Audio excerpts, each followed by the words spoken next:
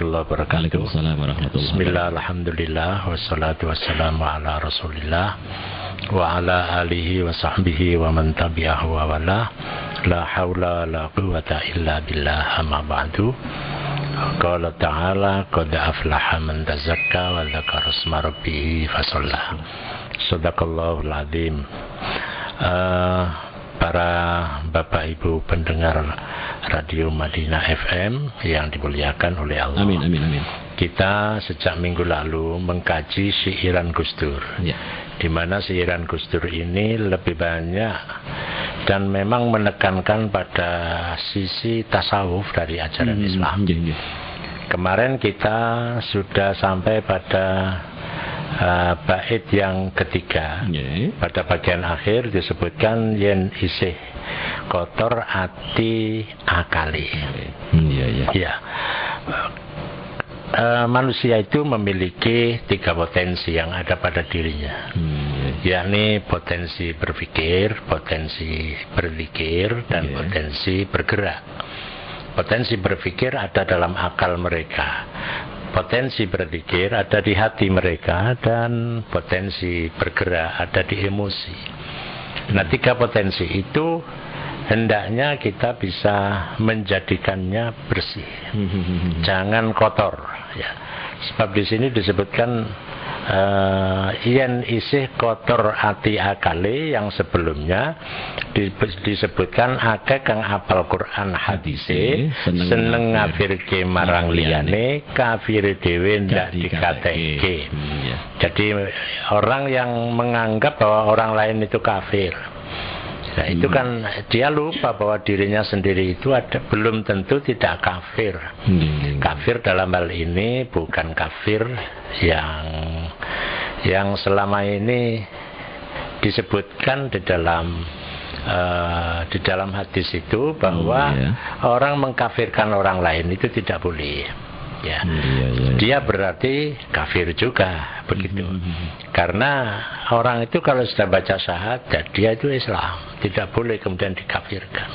Kalau seandainya kita melihat ada yang kurang pas, jangan dikatakan kafir, tapi Islamnya belum sempurna, begitu. Jadi kalau Islamnya tidak semudah balik tangan untuk menjustifikasi seorang menjadi kafir, tidak bisa. Jadi kita harus melihatnya bahwa dia itu sebenarnya Islam, dia itu Islam, cuma keislamannya belum sempurna. Jangan cepat kita menvonis dia adalah kafir, gitu. Nah, biasanya orang yang suka mempercepat proses penyebutan orang lain kafir, itu kalau di sini disebutkan hatine kotor.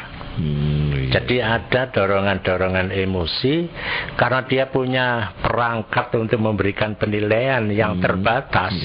Ya, karena ukurannya terbatas, maka ya apa yang diungkapkan ya sebatas apa yang didapat.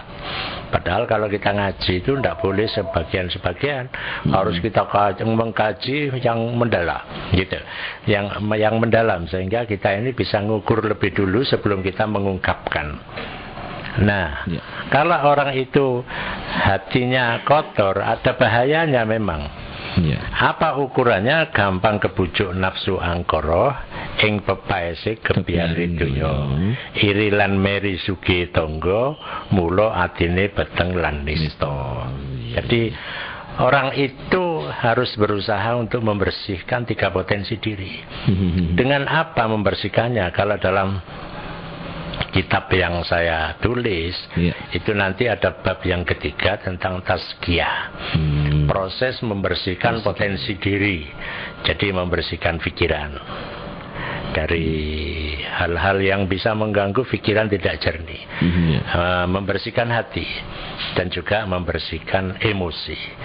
Bagaimana cara secara singkat? Itu harus melalui riyadhah dan mujahadah. Riyadhah itu harus latihan.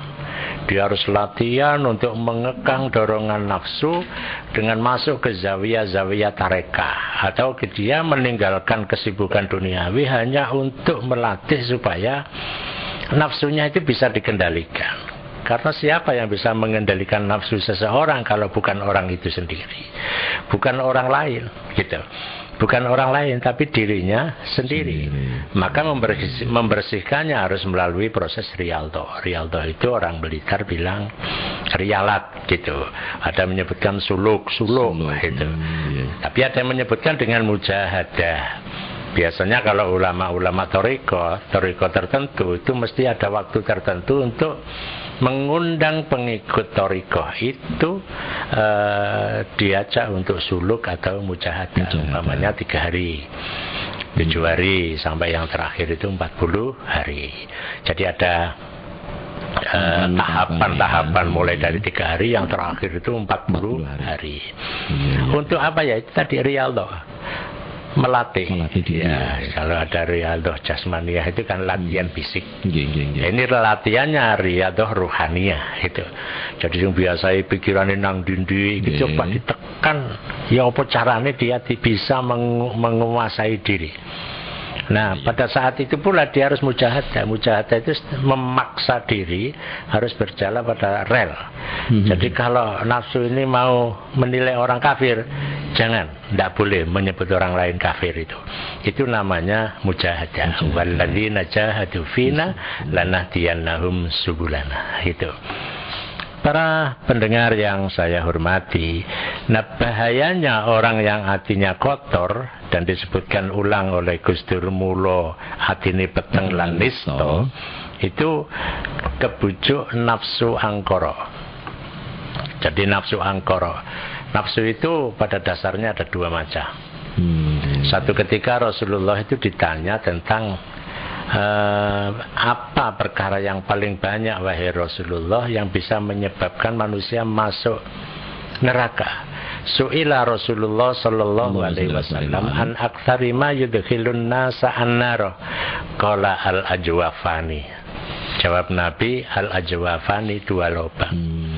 Apa 2 lubang itu wahai Rasulullah? Mal ajwafani ya Rasulullah, al-famu wal farj. Mulut dan kemaluan.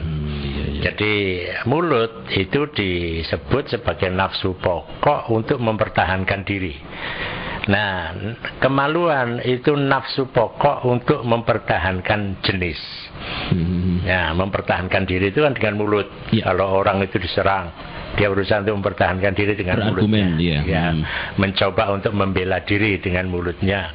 Kalau ada koran yang tadi muncul temuan dari Wikileaks tentang kemudian tentang korupsi di Istana Negara langsung itu berita tidak benar. Itu kan mulut langsung dikantor oleh dikantor dari Silalai. Mengapa? Karena itu lesan ini dipakai untuk mempertahankan diri. Nah, kemudian yang kedua, mempertahankan jenis. Manusia diberi nafsu, diantaranya adalah untuk mempertahankan jenis atau keturunan. Jadi kalau manusia ini hidup tanpa nafsu untuk mempertahankan jenis, dia akan double L, lolak lolo. Dia akan hidup dan terengginas karena ada dorongan ini. Nah, kalau sudah mempertahankan jenis ini, maka Islam memberikan saluran. Saluran yang benar. Apa itu? Dengan pernikahan. Itu saluran yang benar. Kalau tidak, ini ngawur gitu. Ngawur. Nah, dari 2 ini muncullah 4 nafsu. Ini nafsu pokok, kemudian berkembang menjadi 4. Ada nafsu nafsul ammarah, nafsul lawamah, nafsul mulhimah, dan nafsul mutmainnah. Itu. Yang pertama nafsul ammarah, innan nafsa la ammaratun bisu.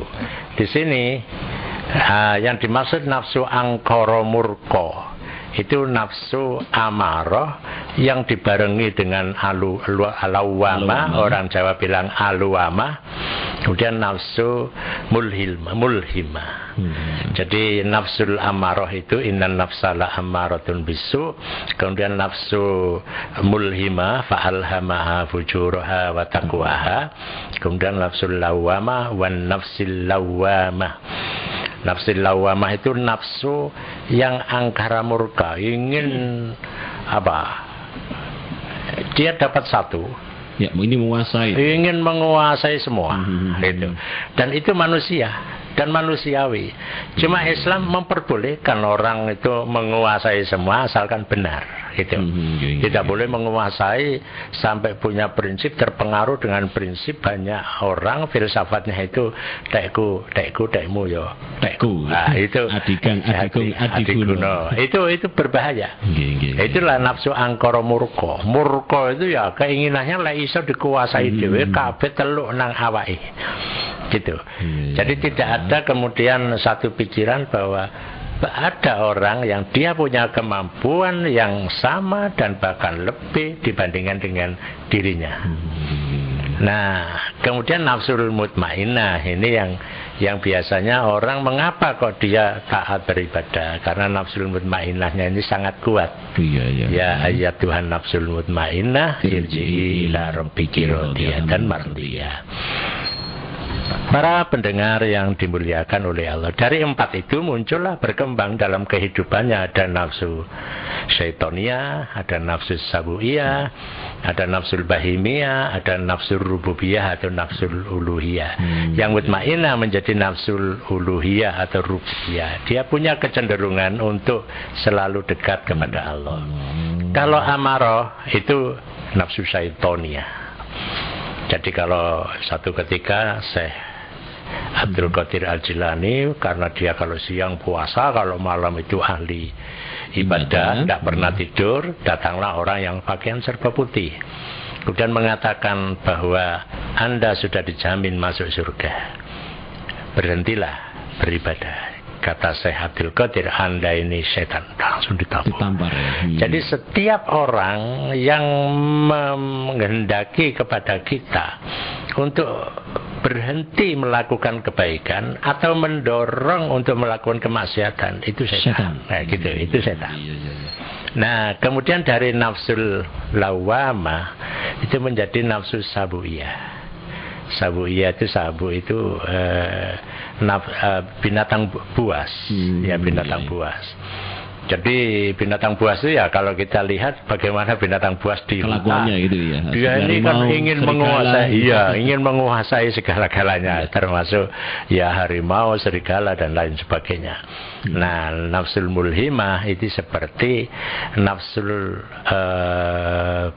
bahimiyah, bukan sabuiyah. Bahimiyah itu binatang Cina. Piaraan ya. Ya, binatang Cina itu selalu taat kepada majikan. Nah, satu ketika dia berusaha bagaimana dia selalu menampakkan mukanya kepada majikan, nah, supaya majikannya senang. Jadi penjilat ini. Ya, tapi dia kelihatannya menunduk, tapi dia mencari kesempatan untuk menohok dari belakang. Menanduk. Iya. Dia kelihatannya menunduk, tapi dia mencari peluang untuk menanduk. Makanya bawaan kita ini kan tidak semuanya kelihatannya itu orang yang taat pada atasan. Kelihatannya saja lah itu adalah nafsul bahimiyah itu. Jadi para komando yang benar ini kalau bisa jadi pemimpin itu jangan ditakuti tapi harus ditaati nih. Iya. Jadi banyak orang itu tapi taat pun juga bisa jadi taatnya itu taat yang kamuflase, ya, karena tidak ada orang itu yang murni, mukhlis, ikhlas, taat kepada atasan. Dia mesti mencari peluang. Kelihatannya seperti tunduk, tapi dia punya mencari kesempatan untuk menanduk itu. Nah, disinilah maka yang terjadi, ya. Mengapa dia terdorong nafsu angkara yang cirinya itu dia tertarik ing pepaese kebiari dunia. Jadi dunia itu kan gemerlapan. Ya, gemerlapan dunia itu akan menjadi tujuan hidup bagi dia. Karena apa? Nafsu angkara. Lan bahayanya lagi iri meri sugiye tonggo olendiai sembangun omahe. Nah, itulah penyakit yang muncul dari nafsul amarah itu. Nah, itu satu bait saja dulu yang kita kaji pada kesempatan ini. Ini menarik karena bagaimanapun kehidupan kita tidak lepas dari dorongan nafsu yang ada pada diri kita. Bagaimana kita selalu mengendalikan supaya bisa mengendalikan maka banyak-banyaklah berzikir kepada Allah. Itu kepada Allah ya. Ya. Oke, baik, terima kasih Ramayai. Itu tadi mukadimah yang sudah disampaikan oleh Kiai Haji Dahlan Tamrin seputar sihir Gus Dur, dan juga ada kaitannya dengan materi-materi yang sudah ditulis oleh beliau di dalam kitab atau buku Tasawuf Irfani. Sekarang kita berikan kesempatan buat Anda yang merapat, silakan. Saya berikan kesempatan Anda untuk bisa bergabung dengan kita melalui line 321365. Syaratnya sebutkan nama dan passwordnya ya. Password dan nama di kesempatan hari ini Islam Corner Madinah FM. Kita sapa dulu. Ya, Assalamualaikum. Waalaikumsalam. Ya, passwordnya Pak? Islam Corner Madinah FM. Ya, dari Bapak siapa ini Pak? Pak Juri. Pak Juri. Iya. Oke, silakan Pak Juri. Assalamualaikum Pak Yai. Waalaikumsalam. Pak Juri di mana ini? Nopo yang kata nopo itu lho. Katalan disukani lengo tawon. Iya. Wudu sana boboten lho. Sampai sholat. Oh gitu. Terus sampai kali. Terus sholat subuh. Terus lali niku nutut niku lho ya napa niku. Oke, sampun mawon. Waalaikumsalam warahmatullahi wabarakatuh. Ini bab fikih ini ya. Enggak apa-apa. Sedikit aja ya ini, mungkin singkat saja. Iya. Jadi kalau kita ini sakit gatal diberi minyak tawon ya wudunya gimana? Ya, gimana wudunya? Apa itu tidak menghalangi air? Apakah harus disabun? Harus disabunnya jelas ya, itu disabun dulu lah. Disabun. Ya, itu menyempurnakan dan tidak sampai membatalkan wudu. Karena kalau ada minyak ini kan harus dibersihkan dulu. Gimana kita kalau gatal nanti setelah wudu diberi lagi, diberi minyak tawon lagi gitu. Nah, kemudian bagaimana kalau kita sholat subuh, yang kunutnya lupa ya. Kunutnya lupa. Kalau menurut Imam Hanafi tidak pakai kunut tidak apa-apa. Kalau Imam Syafi'i ya dia lebih banyak menekankan pentingnya membaca kunut ketika subuh. Bagaimana kalau kita kunutnya lupa? Ya seyogianya kita melakukan sujud sahwi. Ini Pak Juri bisa kan sujud sahwi Pak Juri? Kalau Pak Juri Imam Syafi'i NU ya pasti. Ini jeragan besi tua ini. Luar biasa orangnya ya. Oke, sementara yang lain silakan kita berikan kesempatan lagi untuk bisa kontak di 321365. Tadi saya juga sempat dengarkan ada narasela dan ternyata muncul. Kita sapa dulu. Assalamualaikum. Halo. Iya, passwordnya Bu. Iya. Dari siapa ini? Siapa? Ini Satalon. Oh iya, silakan Bu. Assalamualaikum. Saya itu saya kan tiap malam Jumat lagi itu pengajian. Iya. Di tempat ya katakan sama orang kantor-kantor sama dokter, ustaz juga. Nah, acaranya itu jam 1 sampai maghrib. Lah yang menanyakan itu sholatnya itu di jamak boleh enggak? Soalnya kan dokter kemarin tuh bilang ini kan hanya sunnah. Kalau sholat dirugikan gimana? Yang kedua, apa itu bila orang yang sering marah-marah itu apakah orang yang nggak ahli zikir? Assalamualaikum. Waalaikumsalam warahmatullahi wabarakatuh. Ya silakan singkat-singkat aja nih ya. Iya. Terlalu. Jadi kalau kita punya acara jam 1 kemudian selesai maghrib ya lebih baik diselai sholat berjamaah aja dengan teman-teman pengajian itu. Mari kita sholat berjamaah, sholat asar gitu, jangan dihabiskan sehingga nabrak sholat asar gitu ya. Itu nggak boleh gitu ya. Walaupun dokter mengatakan apapun, tapi yang penting adalah sholat asar dulu. Itu lebih baik dan itu tidak melanggar aturan yang syariat yang sudah diberlakukan. Kemudian hanya mengutamakan kepentingan dunia saja, seminar atau apa itu sholat. Walaupun seminar, walaupun apa, mari kita sholat jamaah dulu, berhenti sebentar. Hanya nanti kalau diakhirkan tidak ditanya, kamu seminar sudah sampai pada berapa itu? Begini. Apalagi seminar, narnya kemana? Narnya.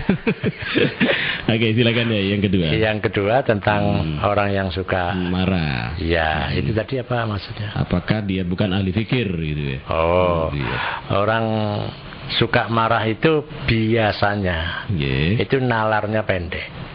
Iya, nggak punya nalar itu ya. Iya, nalarnya ada tapi cuma pendek gitu. Cara nalarnya enggak panjang. Bahwa ngapain sih kita marah? Wong hidup itu loh, semua yang ada di hadapan kita itu ditoto karo Gusti Allah kok.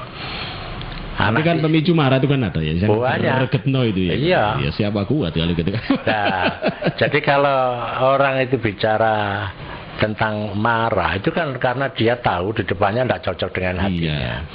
Nah, padahal tidak semua apa yang dihadapi itu mesti cocok. Ada kalanya tidak cocok. Kalau tidak cocok supaya cocok ya diatur. Iya, atau bahkan bisa dihindari kalau bisa. Ada tahapannya gitu loh. Tidak perlu kita langsung marah, ngapain kita marah pada anak kita. Memang anak kita ini masih SD. Karena nanti kalau bisa SMA kan harus pinter dewi. Iya. Bolak-balik marah lek kesel itu. Itu malah salah itu jantungan kalau suka marah. Maka kita tidak boleh. Nabi mengatakan la taghdab, jangan marah. Tidak ada alasan untuk membenarkan orang. Nah, kalau kita ketahui penyesalan yang dialami oleh seseorang yang sudah naudzubillah min dzalik terjanji melakukan sebuah kesalahan. Iya. Dan itu berawal dari sebuah kemarahan ya. Iya. Ghadab ya. Iya. Oke, silakan yang lain di 321365 ada yang lain sebelum kita coba temui teman-teman yang sudah bergabung melalui pesan layanan singkat di 0812339729 atas. Kita coba sapa dulu. Assalamualaikum. Salam. Passwordnya, Pak? Sangkon Madinah FM. Iya, dari Bapak siapa ini? Pak Usman dari Wagir. Pak Usman Wagir. Ya, silakan Pak Usman. Hanya ini, Ustaz. Iya. Orang kalau mengatakan orang meninggal almarhum apa almarhum. Oh, gitu. Iya, terus. Udah itu aja. Ya, makasih. Nggih, waalaikumsalam warahmatullahi wabarakatuh.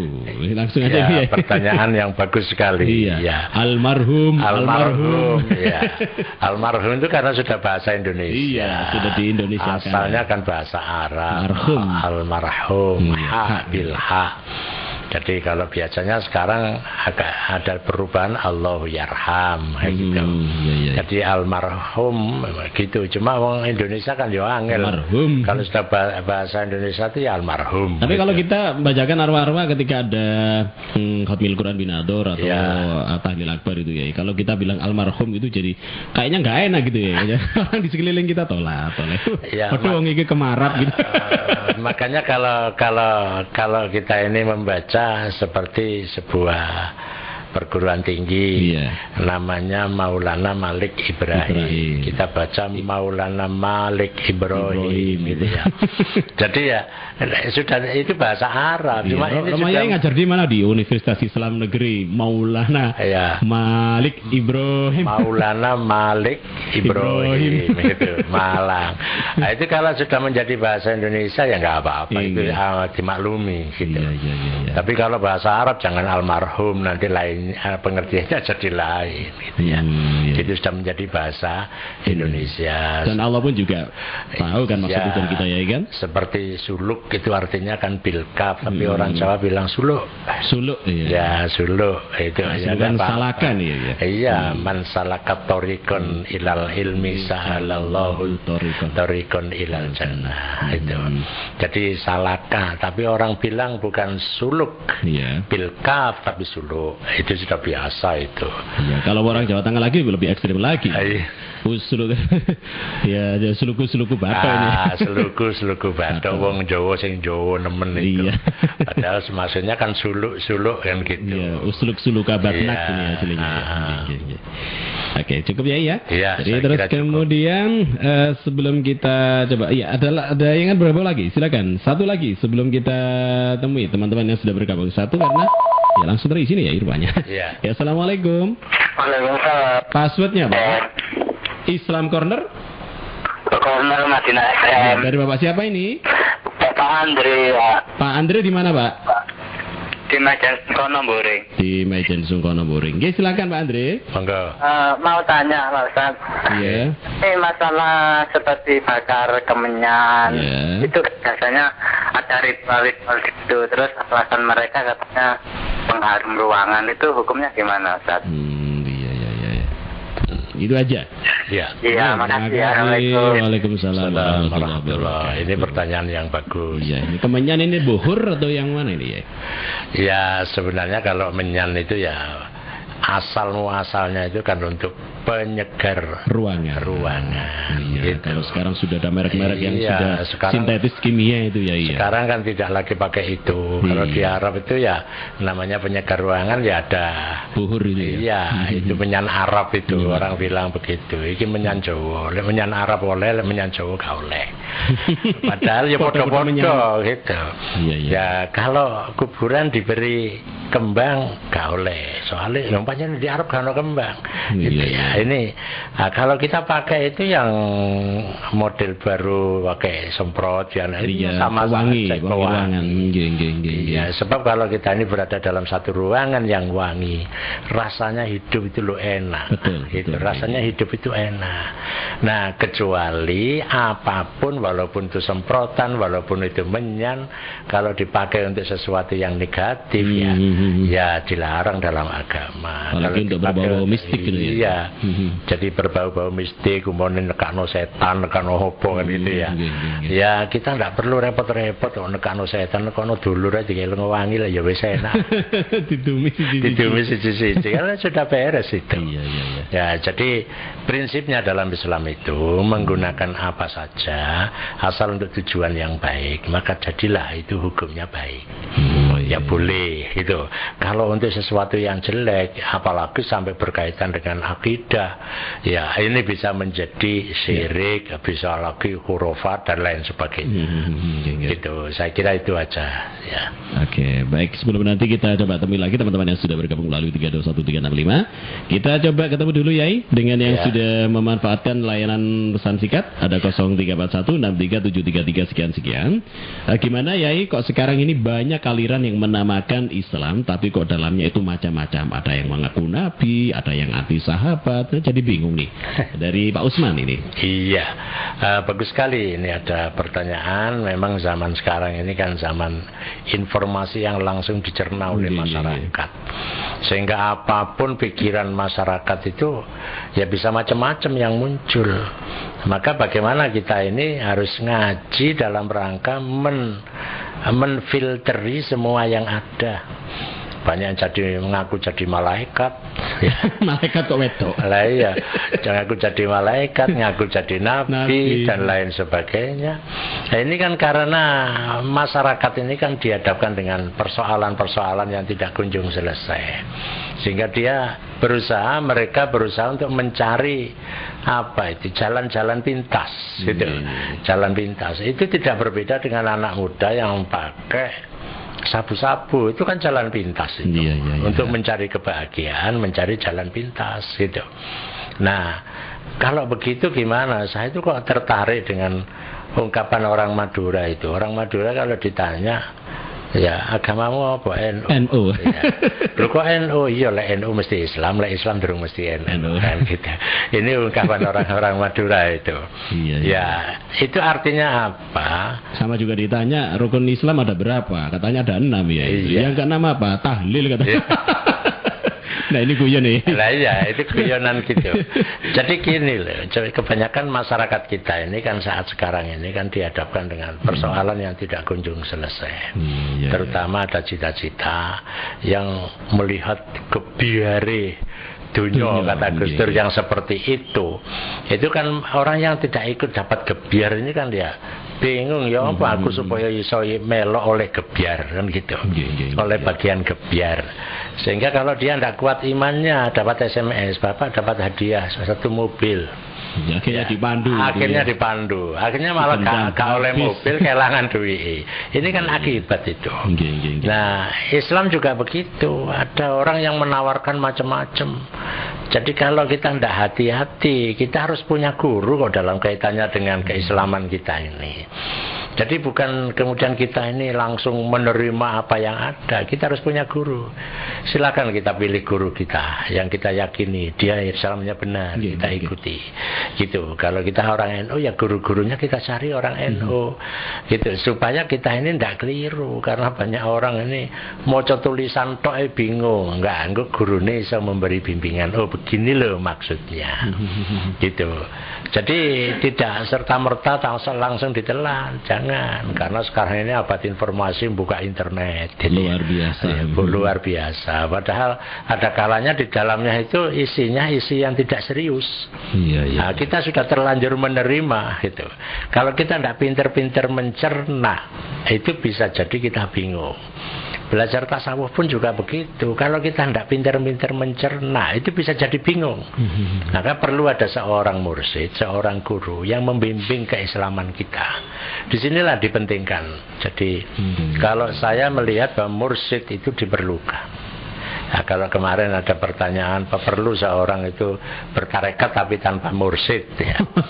Ya, ya bahaya. Seperti jangankan kita pergi ke Jakarta, pergi ke Surabaya, kalau tidak ada apa, ada guide, ya tidak bisa, harus ada guide.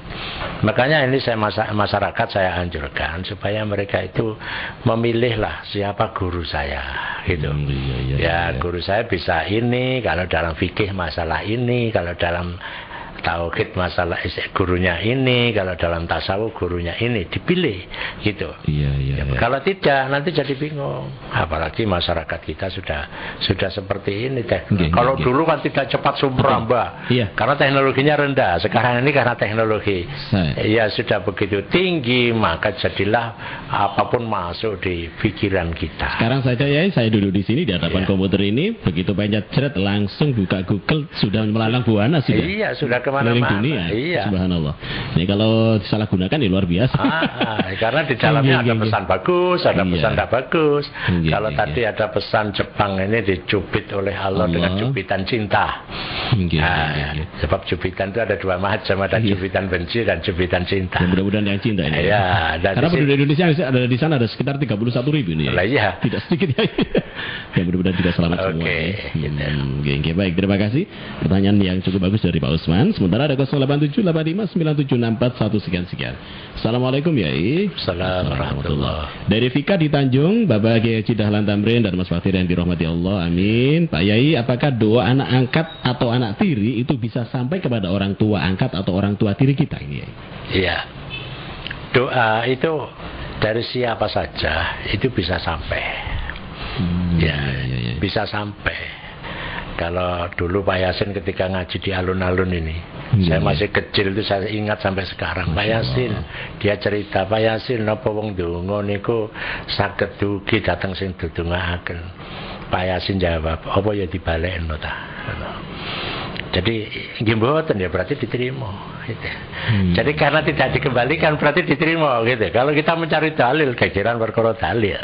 Tapi kalau sudah begitu, selama tidak dikembalikan itu artinya diterima gitu. Itu logika Kiai Jawa itu. Jadi tidak perlu jadi tidak usah repot. Kalau memang dia berdoa itu ikhlas, ya pasti oleh Allah diterima dan disampaikan kepada yang bersangkutan, yang dimaksud. Nah gitu. Jadi kita tidak perlu ragu lagi, gitu, tidak perlu ragu tentang hal ini. Jadi anak sendiri, anak angkat, orang lain, semua bisa sampai kepada kita. Lebih-lebih ke orang tua kandung sendiri nih. Sekarang ternyata anak sendiri juga tidak mendoakan. Ternyata ada orang lain yang suka mendoakan. Gimana ya? Bukan orang lain. Orang lain yang mendoakan. Ukurannya itu kan. Walaupun wawaladun solihun yad'ulahu wawaladin solihin yad'ulahu, anak yang soleh. Anak ini kan bisa pengertian anak sendiri, bisa juga pengertian anak dalam pengertian yang lebih luas, yang mereka anak didik kita, bisa anak angkat kita dan lain sebagainya gitu. Tapi kalau anak biologis ternyata gak gelem dengahno, lagi ada anak yang ideologis gelem dengahno, itu lebih bagus yang itu. Saya kira itu. Baik, terima kasih ya. Itu tadi pertanyaan dari siapa tadi yang sudah bergabung, ada Tika ya, Tika di Tanjung ini ya. Sebelum kita ke pertanyaan berikutnya ini, kita ke belakang lagi menuju pertanyaan dari Pak Usman tadi, ini sedikit menyambung ini ya. Kan kita hidup di dunia ini ibarat sekolah ya. Menurut kita ibarat sekolah. Jadi kalau misalkan kita hidup di dunia mencari kebahagiaan dunia atau bekerja, itu kan kalau bisa tahun ini kita punya ini, tahun ini kita ada target semacam itu. Pun ibarat juga demikian ya. Apakah menurut ini pertanyaan dari saya, itu kita hidup di dunia ini yang ilari abudun hanya untuk kecuali untuk beribadah, untuk mencapai derajat ukhrawi yang lebih baik ini ya. Apakah kita hanya seperti ini saja? Apakah harus ada kenaikan kelas seperti kita sekolah? Tentu masih dalam meraih kenaikan kelas kan juga harus berpindah dari syarat ke hakikat atau apa gitu. Usaha. Ada usaha keras. Yang jelas bahwa di dalam ibadah perlu kenaikan kelas. Ya, kita bekerja pun perlu kenaikan kelas. Kita masalah duniawi juga perlu kenaikan kelas. Tapi setelah kita melalui usaha yang keras, gitu.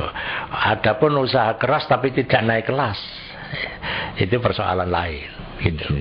Jadi kalau kita ibadah itu perlu naik kelas dari syariat. Nanti di sini kan saya sebutkan nanti dalam buku saya itu membahas bab yang kedua tentang al-maqamat. Jadi ada syariah, thariqah, hakikoh dan ma'rifah. Sholat kita itu jangan seperti kita masuk waktu SD lah. Iya. Kita kalau waktu intinya ini yang saya tanyakan ini ya. Jadi kalau waktu SD itu kan berbeda dengan waktu kita SMP. Ya, kalau kita sudah SMA kok masih seperti SD, sudah perguruan tinggi kok masih seperti SD, sudah lulus S3 kok masih seperti SD.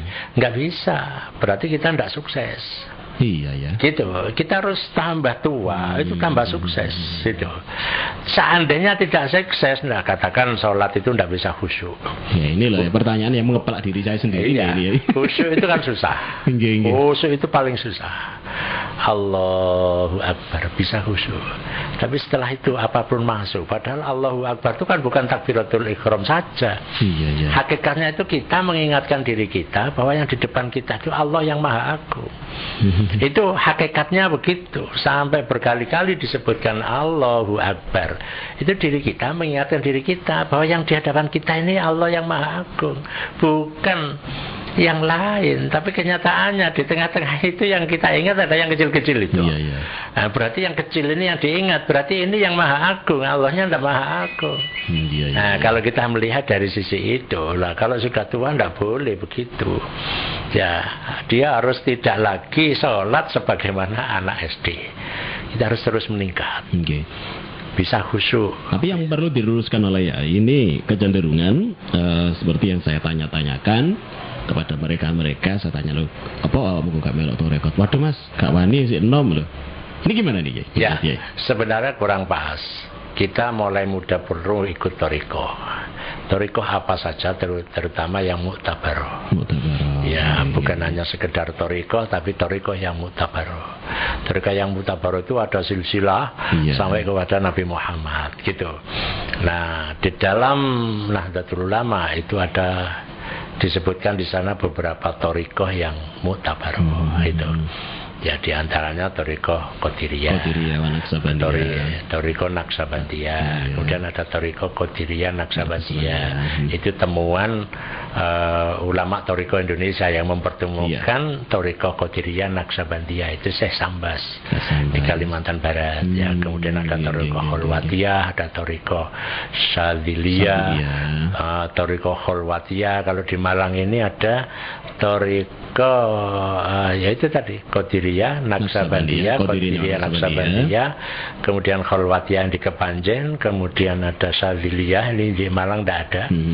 Kemudian ada thariqah Tijaniyah, itu yang di Yai Maftuh, itu kita boleh ikut yang mana saja. Tapi ya gini kendalanya, orang kan tidak kenal itu Pak. Padahal istilah tak kenal maka tak sayang sangat-sangat relevan. Kalau begitu sudah kenal, subhanallah, mungkin akan bisa menikmati. Nah, bagaimana cara untuk memperkenalkan orang awam seperti saya dan yang lainnya mungkin terhadap thariqah ini agar bisa menikmati mahabbah kepada Rasul dan juga mendekatkan diri taqarrub ilallah ini. Jadi disinilah sebenarnya sosialisasi tentang thariqah zaman akhir ini kurang. Jadi akhirnya tidak berkembang torikoh-torikoh itu. Padahal banyak orang yang membutuhkan. Jadi para mursyid toriko ini perlu dia tampil di tengah-tengah masyarakat untuk memunculkan, mendorong masyarakat agar mereka itu ikut toriko. Kalau kita menyebarkan ikut siapa saja, pokoknya mutabaroh. Jangan ikut di sana tapi ikut saya, jangan begitu. Semua ini perlu sosialisasi. Mengapa masyarakat sekarang ini mencari panutan orang lain? Karena tidak ada sosialisasi untuk mencari panutan mursyid gitu.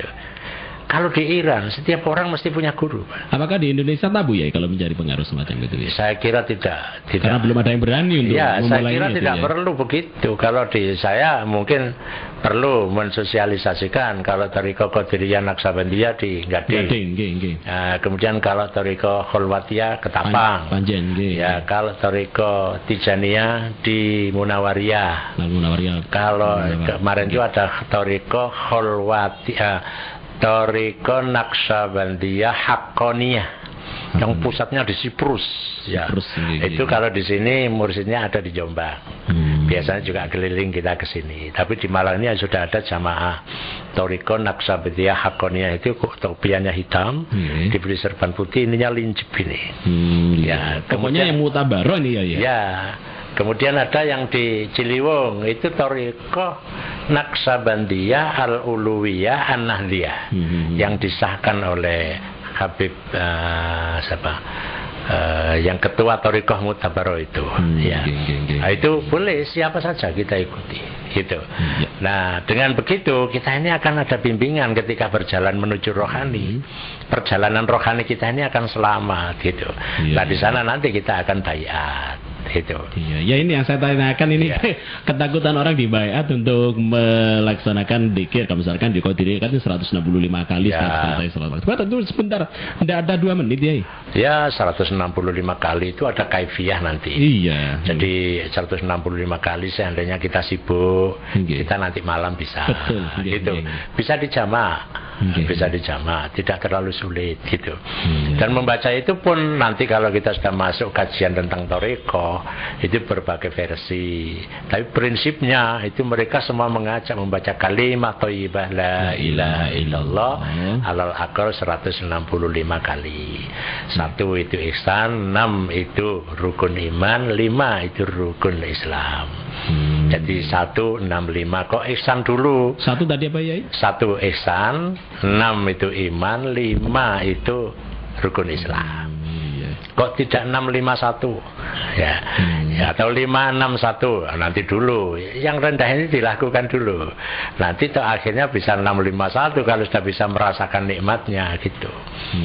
Jadi kita mesti perlu itu ikut Thariqah. Ya mudah-mudahan target kita ya di program acara Salam Corner sesi kajian tasawuf kali ini bisa mendorong dan juga mengajak geret teman-teman dan sahabat semuanya muslim-muslimat untuk bisa mengenal Thariqah dan mengikutinya ya. Nah, rupanya memang kalau dulu kan Thariqah Qadiriyah Naqsabandiyah setiap akhir tahun menjelang puasa kan ada acara di sini.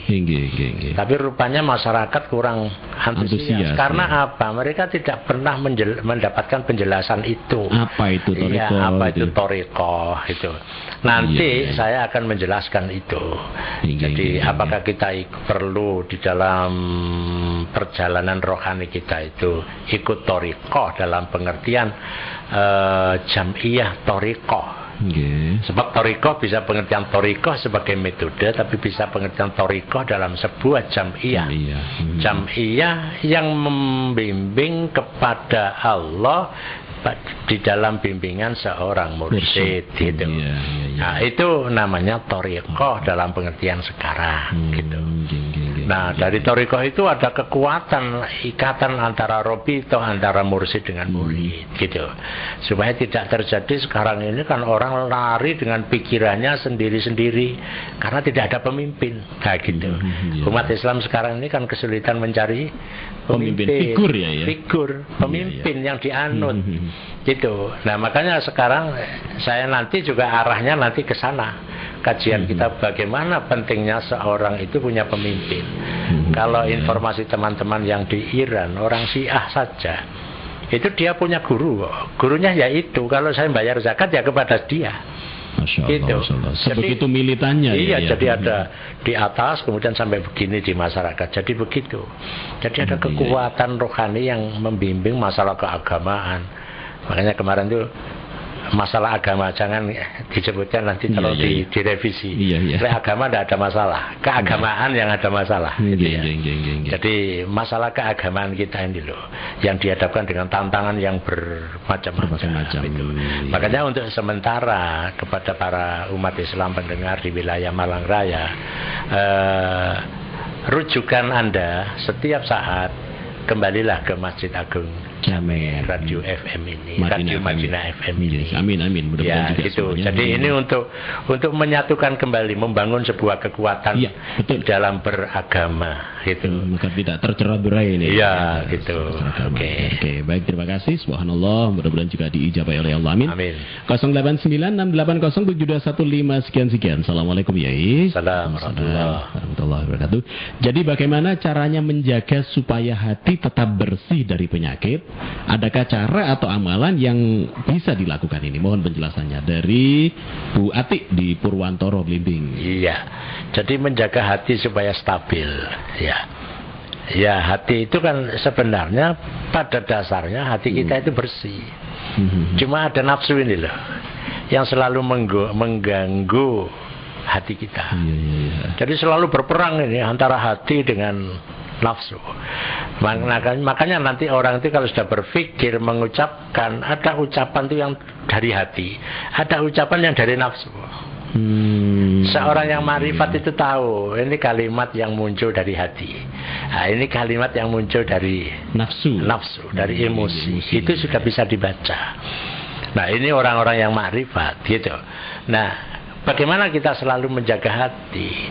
Kuncinya ya kita harus membelenggu nafsu kita. Bukan mematikan, tapi membelenggu, membatasi. Atau mengendalikan ya. Karena as-syaitanu yajri majrada. Setan itu berjalan di perjalanan darah manusia. Terus setiap peredaran darah kita itu diliputi. Ada setan, maka itu harus dibuntu itu. Dibuntu supaya setan tidak masuk. Nah, kalau setan tidak masuk, hati akan muncul. Nah, supaya hati ini bisa memotong perjalanan nafsu setan di sini, kita harus banyak berzikir. Ala bidzikrillahi tatmainnul qulub. Nah, dengan berzikir paling tidak membaca la ilaha illallah. Itu kalau thariqah qadiriyah itu kita paskan di dada tengah. Ketika ilaha kita angkat ke kanan, kemudian illallah kita palukan di dada kita sebelah kiri. Seperti seorang pandai itu. Gitu. Jadi dipalukan di dada sebelah kiri. Karena apa? Nanti kalau kita belajar penyakit hati, nanti kalau pada waktunya kita akan belajar penyakit hati itu apa saja, tempatnya di mana, gitu. Nah, ini sementara kita kalau membaca la ilaha itu tidak hanya sekedar obah. Kalau hanya sekedar obah kan seperti jam anak itu ya. Yang di jam yang gini. Ya pokoknya gini, pokoknya obah mbuh iku apa karepe. Tidak begitu. La kalimat zikir nafi tidak. Itu masuk di bagian tengah dada kita. Kemudian kita tarik ke atas sebelah kanan, kemudian dipalukan di sebelah kiri, di dada, dimasukkan di hati, di jantung ini sebelah kiri.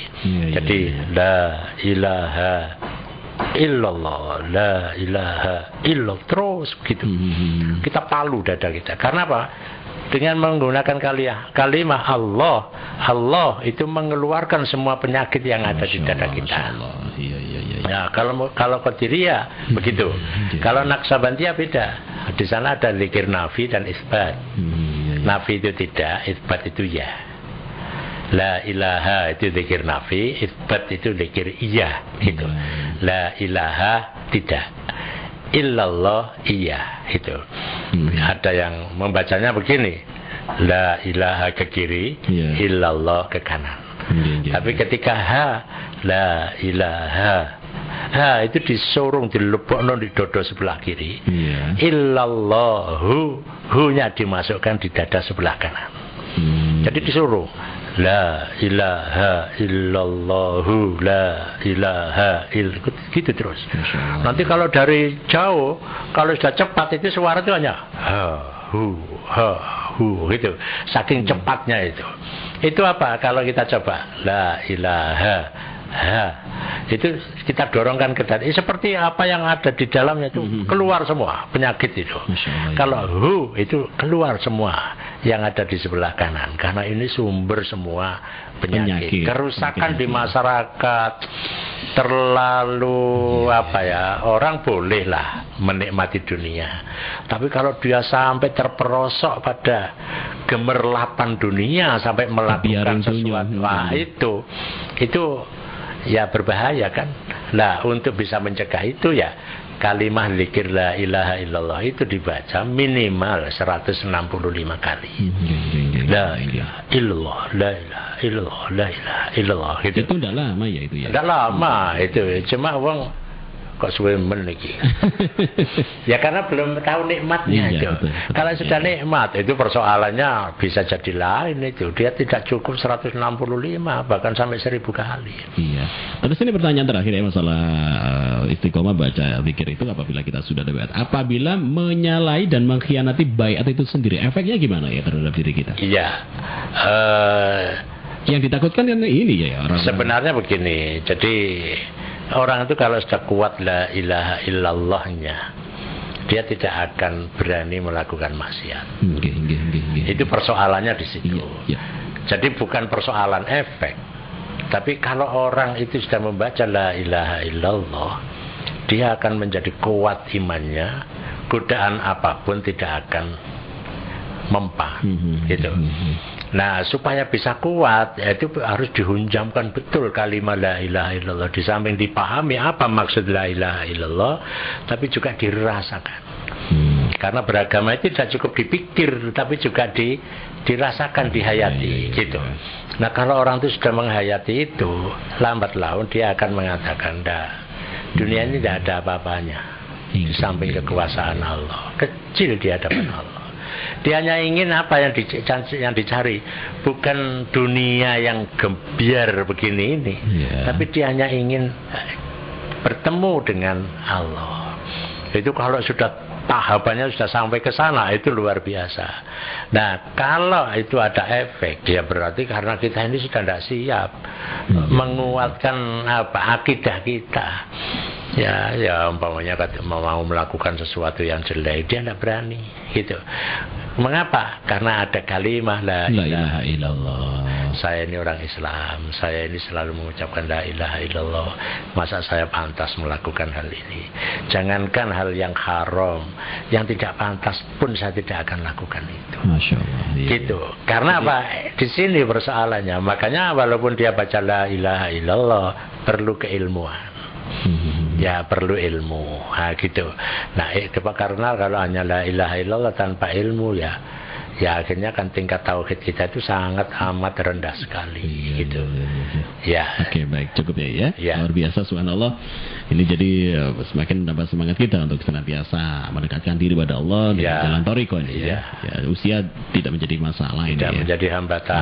Ya, justru semakin muda semakin mumpung kuat kan gitu ya. Iya. Sebenarnya sekarang begini, kalau saya lihat banyak orang kumpul malam-malam, ada majelis zikir Al-Hikmah, ada majelis zikir Riyadul Jannah. Itu sebenarnya harus dijelaskan pada saat itu perlunya. Mumpung mereka kumpul. Tapi rupanya tidak ada itu. Gitu loh. Apakah thariqah sudah tidak penting lagi?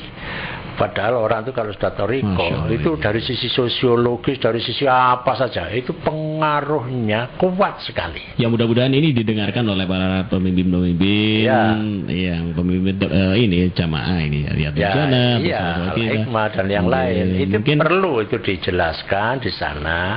Ini thariqah apa inilah thariqah tidak ada thariqah di dalamnya. Apa thariqah saya sendiri gitu. Apa begitu? Ya tidak boleh toh. Kalau itu kalau orang tidak bermadzhab itu artinya Anda ikut madzhab saya. Gitu. Padahal orang itu perlu bermadzhab. perlu bertorikoh, maka itu perlu dijelaskan pada saat itu. Kami ini adalah torikoh Qadiriyah Naqsabandiyah, kami ini torikoh Sadiliyah. Kami jadi ini semakin mantep ya. Iya, gitu. Ini mengikuti jalan atau ini gabungan, gitu. Jadi kalau ada torikoh Qadiriyah Naqsabandiyah itu kan gabungan metode, gabungan dua torikoh dijadikan satu oleh Syekh Sambas, gitu. Nah, pada saat itulah kita sampaikan ini torikoh gabungan dari bermacam-macam torikoh. Namanya torikoh apa, gitu ya. Kalau ada torikoh Qadiriyah Naqsabandiyah Utsmaniyah, kemudian ada torikoh Qadiriyah Naqsabandiyah Utsmaniyah, siapa yang meninggal di Surabaya itu? As'ari. Asrori. Nah, Utsmaniyah Asroriyah itu ya. Jadi versinya begitu. Torikoh Qadiriyah Naqsabandiyah Utsmaniyah Asroriyah itu. Tidak apa-apa itu sebenarnya. Cuma ada garis itu loh. Mungkin dia punya temuan baru karena pengalaman rohani begini. Saya baca begini kok jadinya menjadi begini gitu. Bukan gebiarnya. Sekarang ini kan yang penting kan gebiarnya, bukan hakiki daripada apa yang dilakukan itu, bukan esensinya. Nah, disinilah pentingnya kita langsung menjelaskan pada saat itu.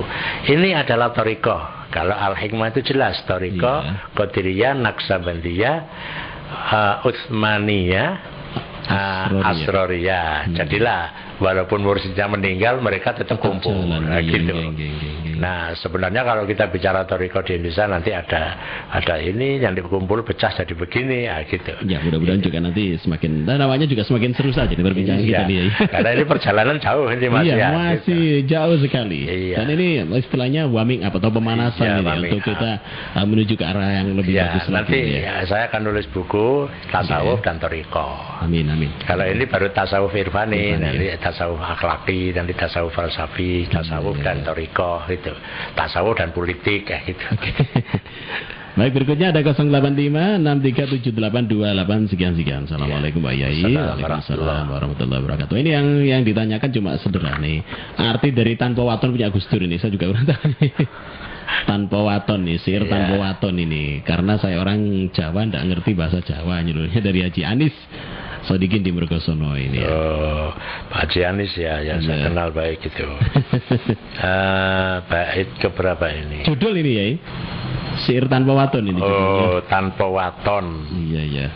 Jadi sihiran tanpa itu tanpa. Iya. Tapi waton itu saya sendiri sebenarnya wong Jawa sing ora pati Jawa, dadi ora pati kenal. Tapi yang jelas begini, kalau melihat isinya. Iya. Ya, jadi tanpa waton itu sihiran tanpa ada tendensi apa-apa, hanya tendensinya menuju kepada Allah gitu. Itu kalau pemaknaan saya begitu ya. Atau barangkali saya tanpa waton, gak waton gini, waton ngono, tapi benar-benar sudah jadi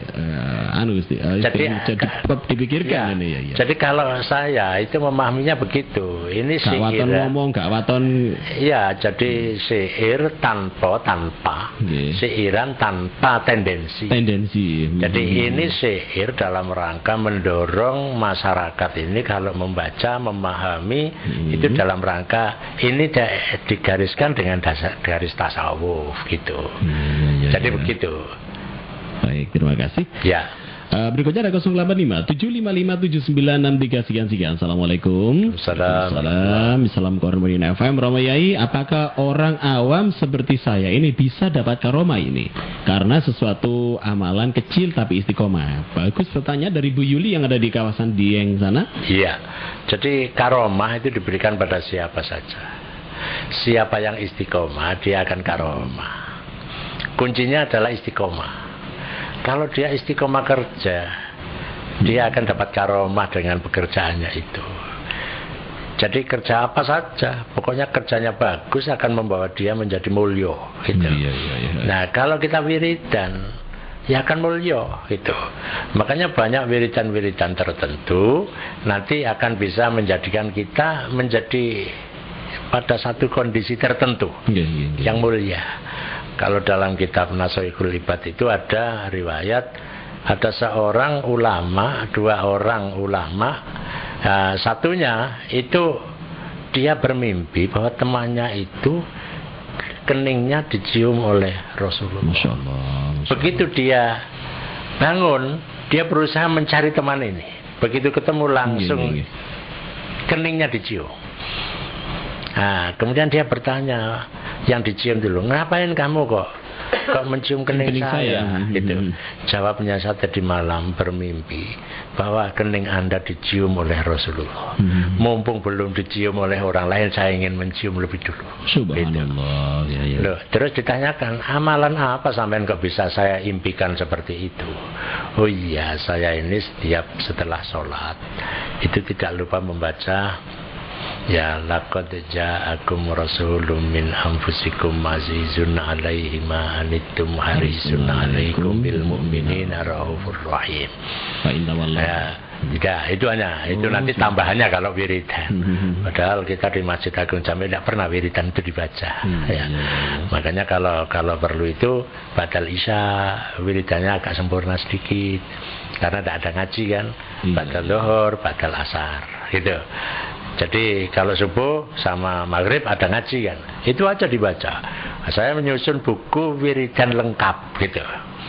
Malah ini sudah saya sampaikan pada jamaah Masjid Nur Batu, karena setiap pagi saya kan setiap hari Jumat itu ngimami di sana, terus kuliah pakai LCD, kemudian buku saya serahkan untuk diperbanyak. Ya tolong Yai, misalkan kalau Yai pada waktu Jumat pagi di sana, ya ini disosialisasikan program kita di Madinah FM. Iya, saya sudah.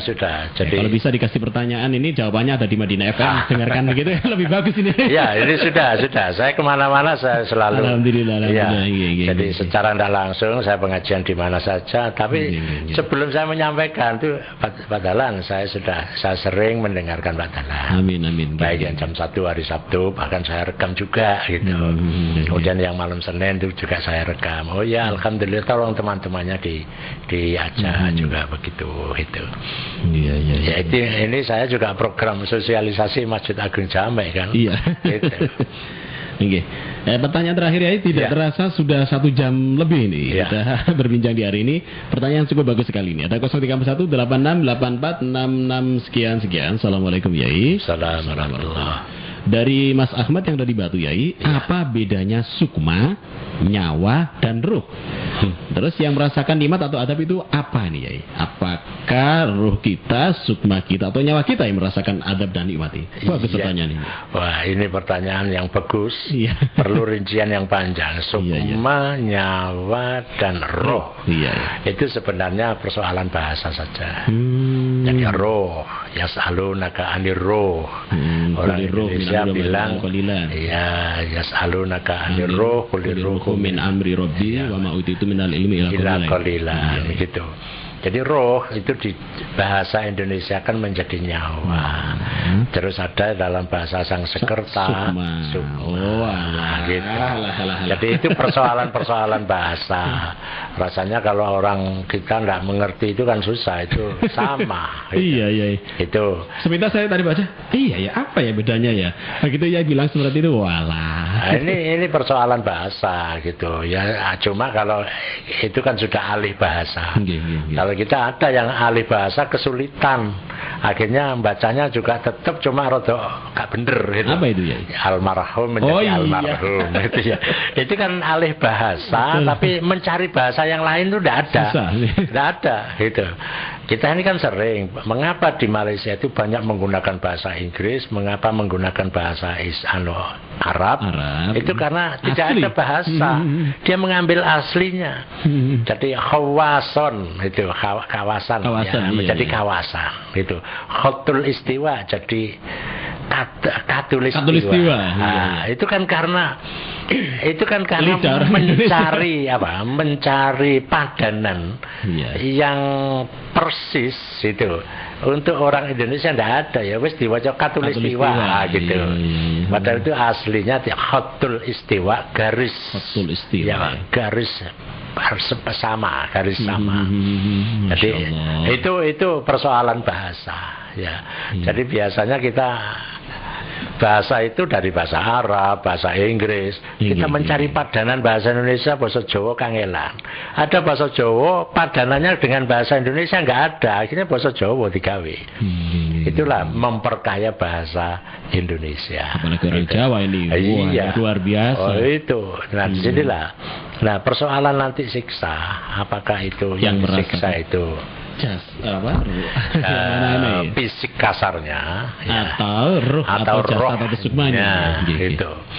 Kalau menurut logika kita kita ini merasakan sakit. Mengapa kita ini merasakan sakit? Kalau dipukul sakit itu mengapa? Ya kalau kita ini dipukul kok terasa sakit, karena ada nyawa yang berada di tubuh gitu, yang menempel, yang masuk di tubuh, yang sulit dipisah kecuali dengan rusaknya tubuh gitu.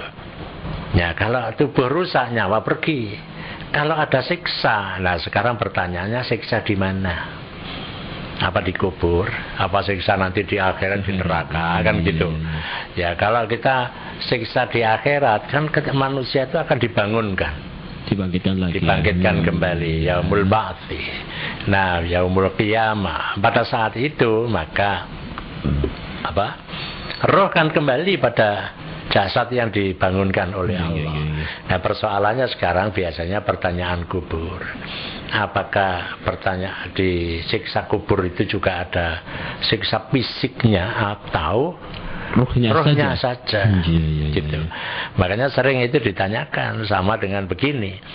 Kalau ada Pak Mudin, kemudian dia menalkin ketika sudah mati, ya fulan, gitu. Apabila nanti ada makhluk Allah yang besar, jangan takut. Itu adalah sama-sama makhluk, sama dengan Anda. Kalau Anda ditanya, jawab gitu. Kata yang di luar, Pak Mudin apa ya krungu. Jawab Pak Mudin dengan tetap membaca itu, sing ngrungokno dudu awakmu kok. Gusti Allah itu ya. Jadi Gusti Allah. Jadi kalau begitu, fisik ini pada saat disiksa apa dikembalikan apa tidak di alam kubur itu, gitu. Jadi ada kuburan, ada alam kubur, gitu. Nah, kuburan itu kan apakah itu alam kubur, alam barzah. Nah pada saat itulah terjadi pertemuan antara fisik dan yang roh itu, yang non fisik itu kan masuk kembali. Ya, kemudian pada saat itulah disiksa dia, gitu. Jadi memang ini sulit untuk dijelaskan. Sulit firman Allah ya saluna kalin amir. Iya, jadi itu ya sulit untuk dijelaskan. Tapi itu bisa digambarkan saja sekilas, gitu. Jadi kalau begitu kenikmatan dikubur, nikmat kubur itu kayak apa? Itu kan alam barzah, alam yang dimana orang menunggu sampai nanti. Jadi ada siksa kubur itu. Cuma pertanyaannya, kok tidak kelihatan siksa kubur itu? Ya, itu hanya sesuatu yang kita dengar dari Rasulullah. Sesuatu yang akidah yang sam'iyat. Rasulullah itu pernah berdiri, bertemu ketika lewat salah satu kuburan, terus ada sesuatu. Dia berdiri berdoa karena dia mendengarkan itu, mendengar ada orang yang merintih. Masya Allah. Nah itulah sesuatu yang kita yakini yang bersifat sam'iyat. Logikanya kayak apa? Nabi tidak menjelaskan itu, tapi ini ada siksa kubur, gitu. Inilah keyakinan yang mesti ada pada diri kita, gitu. Saya kira itu. Ya, nampaknya harus kita break sampai di sini 1 jam lebih lama ini. Ya, 1 jam 10 menit. Ya, tidak terasa nih. Ya. Mudah-mudahan juga pertemuan kita di hari ini benar-benar bisa berguna dan bermanfaat dan mendorong kita untuk senantiasa memperbaiki diri kita. Program kita bisa menjadi semacam change of behavior atau perubahan perilaku yang lebih bagus lagi nih, terutama target untuk menjadi insan yang kamil ya. Bisa disimpulkan dari pertemuan yang indah ini. Oke, kepada para pendengar Madinah FM, perlu saya simpulkan secara singkat saja bahwa kita ini punya potensi diri. Marilah potensi diri itu kita kendalikan, kita jadikan sebagai potensi diri yang bersih. Sehingga dengan begitu, kalau kita menghadap kepada Allah dalam pengertian sholat, tidak hanya sholat rogo, tapi juga sholat karso, sholat cipto, dan sholat rasa.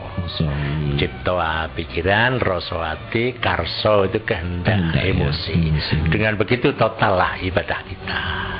Dengan begitu totallah ibadah kita, maka untuk mendalami kepada para pendengar untuk selalu setia mengikuti program ini. Saya kira itu. Wassalamualaikum warahmatullahi wabarakatuh. Waalaikumsalam warahmatullahi wabarakatuh.